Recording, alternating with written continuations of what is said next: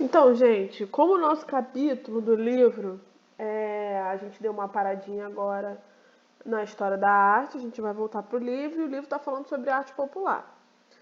O nosso livro é muito contemporâneo, então sempre a gente vai estar falando dos momentos de, sei lá, dos anos 50 para cá. E o momento de história da arte eu vou sempre estar falando de um outro momento anterior, tá? E a gente vai falar de arte popular, a gente já iniciou o capítulo, só que eu queria enfatizar porque quero pensar com vocês, junto a vocês, o nosso tipo de trabalho desse bimestre, tá? A gente falou do Bispo do Rosário, eu cheguei a mencionar sobre ele, mostrei alguns trabalhos, mas eu queria focar um pouco mais no Bispo, porque é um artista que não é carioca, mas se consagrou no Rio de Janeiro, é alguém brasileiro que faz um tipo de arte que é muito conceituada. O cara já foi para a Bienal de Veneza, sabe?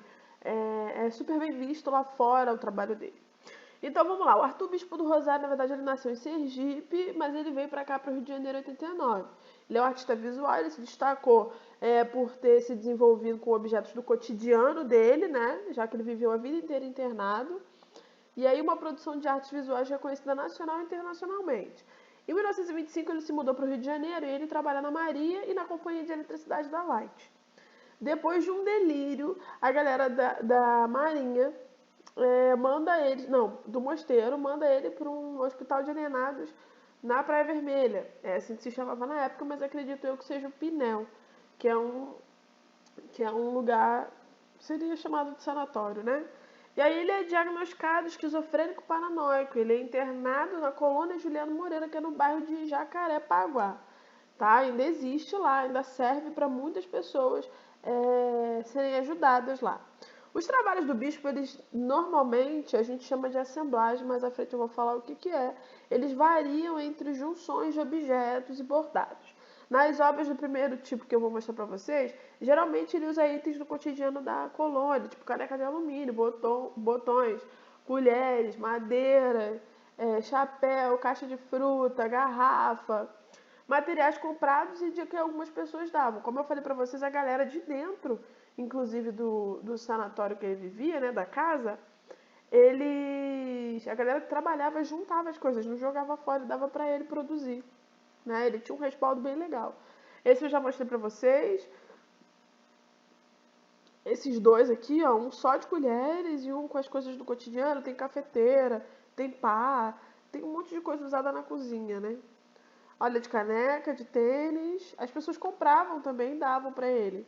E aí, alguns bordados e tecidos disponíveis, como os lençóis, roupas, obtêm fios para desfiar o uniforme de interno. A galera também dava, cedia os uniformes do interno para ele desfiar e utilizar a linha para costurar no que ele queria fazer, né? E refazer a roupa. E aí, ele tem vários bordados. Ele acreditava, na verdade, ele dizia que ele não gostava de ser artista, mas que alguém, que seria Deus, obrigava ele a ser artista. Falava todos os dias no ouvido dele que ele tem que ser artista e que ele tem que produzir o que ele está produzindo. E aí ele faz vários mantos que seriam basicamente mantos de quando ele se encontraria com Deus. E nesse manto tem nome de lugar, tem nome de gente, tem frases de efeito e tal, porque quando ele fosse se encontrar, ele levaria toda essa produção para não esquecer de ninguém. Ele anotou, costurou o nome das pessoas mais próximas, que ele se afeiçoava mais, né? Eu achei umas imagens bem ruins, muito difícil de achar uma imagem muito boa dos trabalhos do Bispo do Rosário. A gente chama de arte popular porque era um cara do povo que não estudou arte, o cara nasceu com essa ideia, né, com essa produção. Isso é muito legal. Isso que está escrito aqui foi exatamente o que eu falei para vocês antes, né, sobre o encontro dele com Deus.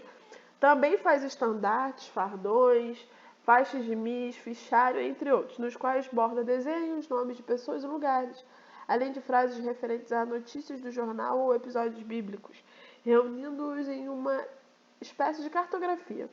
A criação das peças, para ele, é uma tarefa imposta por vozes ao ouvir. Eu também falei isso para vocês. Aí, no início de 1980, com as questões levantadas pela arte contemporânea, a antipsiquiatria e as novas teorias sobre a loucura, os trabalhos do bispo começaram a ser valorizados e integrados no circuito da arte. Em 1980, mais ou menos, ele fez uma reportagem para o Fantástico, para a TV Globo, e aí a galera viu a situação da colônia Juliano Moreira, que era a que ele vivia, né? E mostra suas obras agrupadas num quartinho. E aí, no mesmo ano, o psicanalista fotógrafo Hugo Delizar realiza o filme O Prisioneiro da Passagem, que fala sobre ele, sobre o Bispo do Rosário. No mesmo ano, isso eu já falei pra vocês, botei a mesma coisa sem querer. É, com a divulgação estava crescendo sobre o Bispo do Rosário, e aí ele ficou muito conhecido no circuito da arte. Em 82, a Mostra da Vida do Museu de Arte Moderna do Rio de Janeiro tinham vários trabalhos de presidiários, menores infratores, idosos e internos da colônia. Posteriormente é realizada a sua primeira exposição individual. Primeiro ele realiza junto com essa galera no MAN e depois tem uma só para ele no MAN. Tá? E aí o crítico de arte Frederico Moraes escreve sobre seu trabalho ligando a arte da vanguarda, arte pop, o novo realismo, especialmente a obra de Duchamp, já que o Duchamp usava materiais do cotidiano para fazer sua obra, né? Ele ressignificava materiais do cotidiano. E aí, em 95, com uma vasta seleção de peças, o Bispo do Rosário foi para a Bienal de Veneza, gente. E aí ele tem reconhecimento internacional. Sua obra ficou super conhecida, passando de geração em geração, e hoje eu tô aqui contando para vocês quem é Bispo do Rosário, tá? Esse aqui é o museu dele. Essa colônia que ele vivia, Juliano Moreira, lá em Jacarepaguá, se não me engano, fica em... Ah, eu esqueci o nome do bairro. É Jacarepaguá, mas é um outro bairro um pouco menor, um subbairro.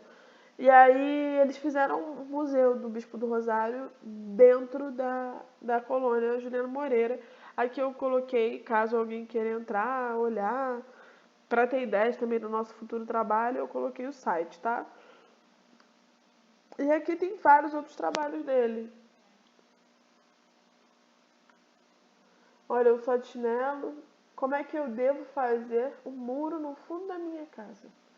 É de didático. Então, isso tudo que a gente viu, todas essas colagens de objetos que podem ser em 3D, que é em 3D, a gente chama de assemblagem. Tudo que foi produzido, tirando a parte da vestimenta, né, dos mantos, que foi produzido pelo Bispo do Rosário, se chama assemblagem. E aí eu queria que a gente avaliasse se a gente consegue se utilizar disso para fazer uma atividade esse bimestre. Queria que a gente avaliasse junto. Vou mostrar algumas outras possibilidades, são muitas possibilidades, sabe? Tem gente que com certeza tem acúmulo de alguma coisa em casa e que talvez possa se fazer disso um tipo de obra de arte. Então, daqui pra frente eu vou mostrar outros artistas populares que trabalham com outras coisas e a gente vai ver quem vai enveredar para qual sistema que acha melhor para fazer o trabalho, entendeu? E aí eu acho que eu acabo por aqui com esse tipo de assemblagem. Esse é o mais simples, então talvez a gente consiga fazer. É isso, galera.